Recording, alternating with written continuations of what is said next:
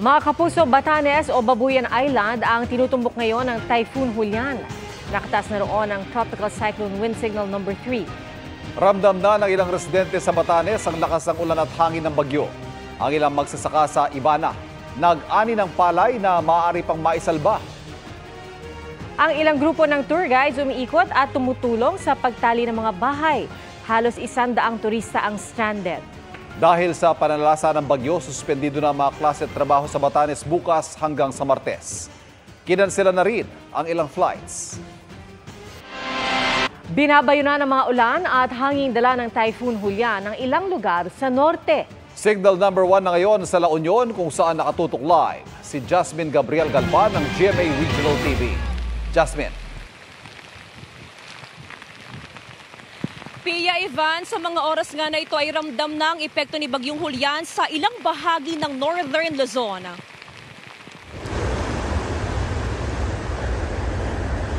Malakas na ulan ang naranasan sa Lawag City, Ilocos Norte. Nangangamba ang ilang magsasaka sa pagkasira ng kanilang pananim na palay, lalo na't malapit na itong anihin.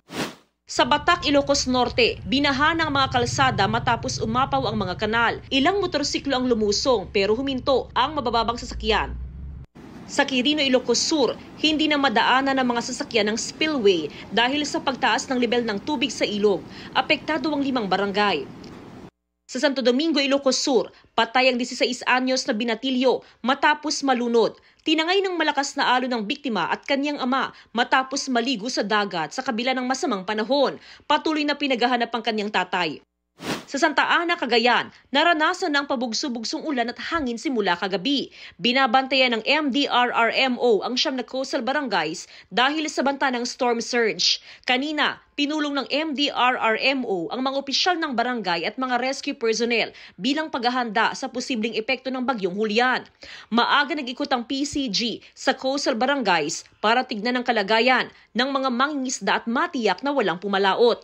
Mahigpit na ipinagbabawal ang pagpalaot at pagbiyahe ng mga sasakyang pandagat dahil sa nakataas na gale warning sa northern at eastern seaboard ng Hilagang Luzon. Nakakataas na. Tapos naikotan na rin namin na mag-akyat na talaga sila ng mga bangka for safety purposes. Sa bayan ng Kalayan, maaga rin nagpa-meeting ang lokal na pamahalaan para abisuhan ng mga residente sa inaasahang epekto ng bagyo. Nakaposisyon na ang mga rescue personnel at equipment sa lugar. Everything is in place right now. Lahat po ng mga quick response stations natin naka-pre-deploy na po sila.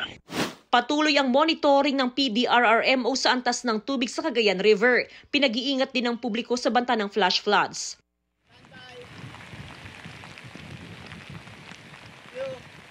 Pia Ivan, sa mga oras nga na ito ay napakalakas na ng buhos ng ulan dito sa bayan ng Agoo sa probinsya ng La Union at pabugso-bugso din yung napakalakas na hangin.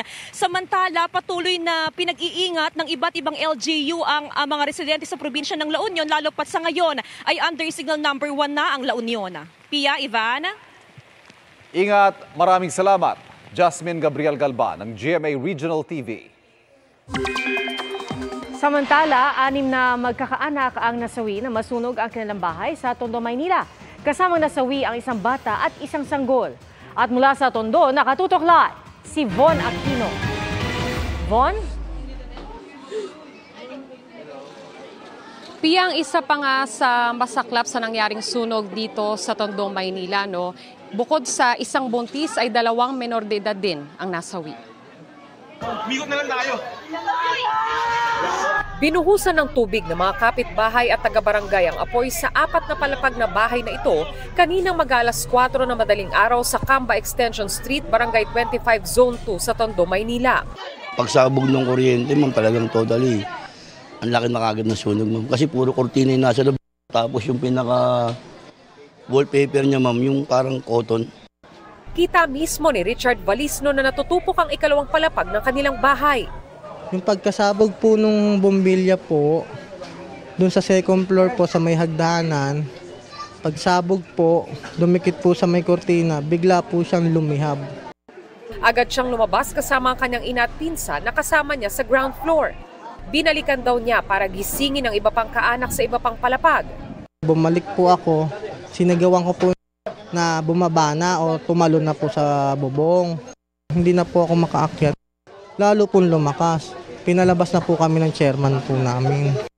Ang isang pinsan niyang nasa ikalawang palapag, nagbalot daw ng kumot sa katawan at sinuong ang apoy pababa para makalabas. Sunog po yung kalahating katawan niya. Ang tiyuhin naman niyang nasa ikaapat na palapag, tumalon sa bubong ng kapitbahay para makaligtas. Ayon sa barangay, dinala sa PGH ang 2 sugatan. Ayon sa Manila Fire District, umabot sa first alarm ang sunog. Pero nang maapula ang apoy bandang 5:40 ng umaga, tumambad ang mga labi ng 6 pang kaanak ni Richard na natutulog sa ikatlong palapag. Nasawi ang kanyang kapatid, bayaw, mga pamangking edad 2 taon at 6 na buwan, kanyang pinsang nagdadalang tao at asawa nito. Mostly nandun sila sa bedroom nila, magkakasama sila ron. Except lang doon sa isang infant na nasa kabilang kwarto. Not totally burned po. More on sa nakita namin suffocation. Iniimbestigahan ng sanhi ng sunog at kung saan ito nagsimula. Pero napansin din ng mga otoridad na sa second floor lang ng bahay may fire exit. Kung magpapagawa po tayo ng bahay, consider po natin yung pagpapakabit ng fire exit. Pia, sa ngayon ay narito lamang malapit sa nasunog na bahay yung mga kaanak ng mga nasawi dahil hinihintay nga nila yung labi ng kanilang mga mahal sa buhay na posible daw na iburol ngayong gabi o bukas. Samantala, Pia, binomba muli ng barangay ng tubig itong nasunog na bahay para makatiyak na wala ng sisiklab na apoy. Pia? Von, bukod doon sa pagbomba ng tubig doon sa bahay na nasunugan, meron pa bang ibang klaseng pag-iingat pa ang dapat gawin lalo na ng mga katabing bahay? Pia, sa ngayon ay hindi mo na pinapayagan na makapasok yung mga may-ari ng bahay dito sa nasunog nga na kanilang mga tahanan.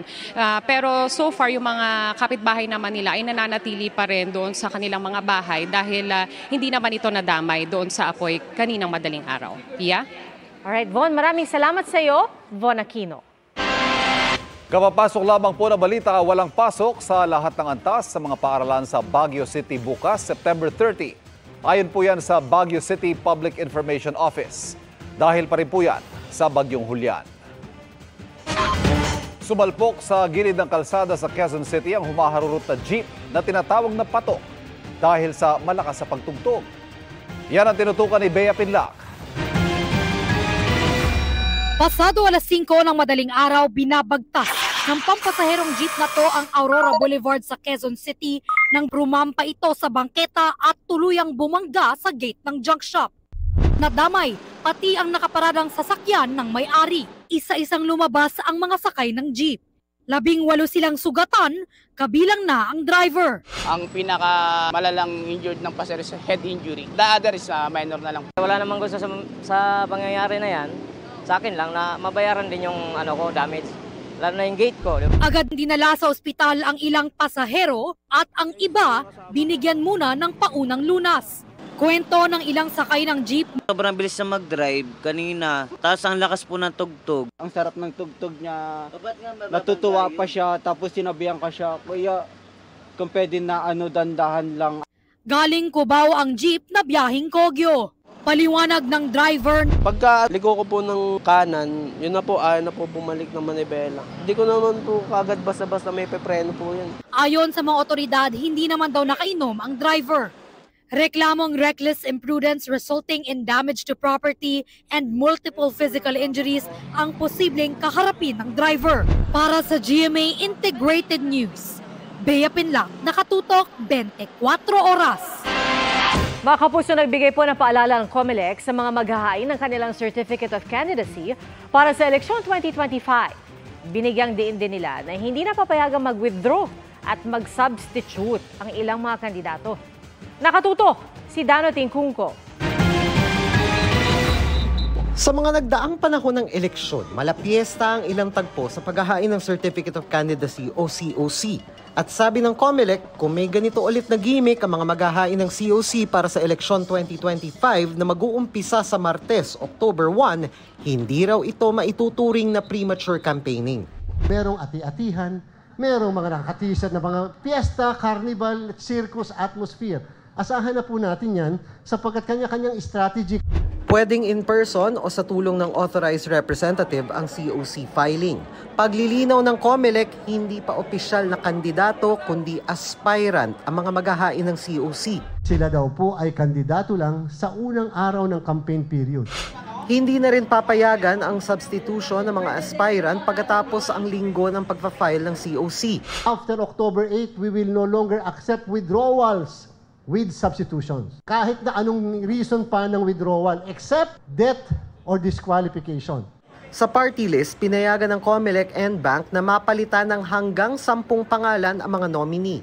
Para sa midterm election sa May 12, 2025, 18,280 national at local positions ang paglalabanan.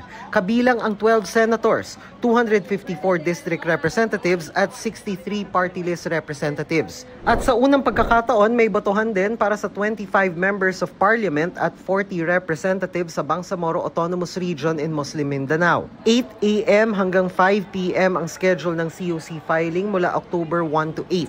Sa Nobyembre, ang filing ng COC sa BARM. Sa mga probinsya, naghahanda na ang COMELEC at pulisya para sa COC filing.